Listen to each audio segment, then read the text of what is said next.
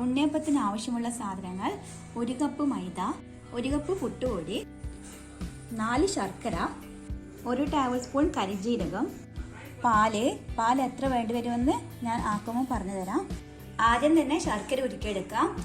4 table spoon വെള്ളത്തിലാണ് ശർക്കര ഉരുക്കിയെടുക്കേണ്ടത്.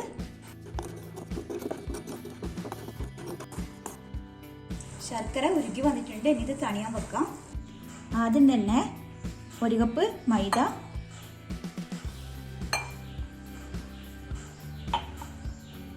1 cup പുട്ടുപൊടി. ഇതിൽ നമുക്ക് പാല് ചേർത്ത് മിക്സാക്കാം.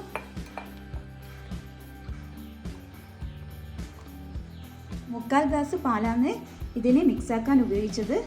ശർക്കര തണുത്താൽ അത് ഇതിൽ ചേർക്കുക.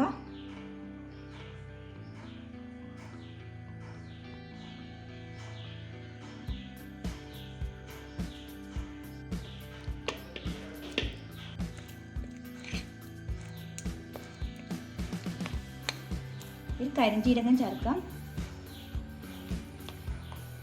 1 നുള്ളി ഉപ്പും കൂടി ചേർക്കുന്നുണ്ട്. 1 ടേബിൾ സ്പൂൺ ഗീയും ചേർക്കാം.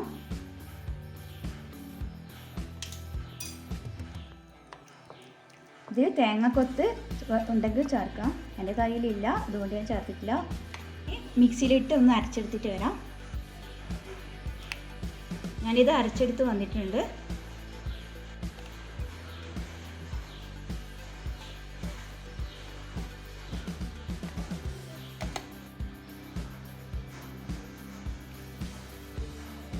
നമുക്കിനി ആവശ്യത്തിന് ഓയിൽ ചേർത്ത് ഉണ്ണിയപ്പം ചുട്ടെടുക്കാം.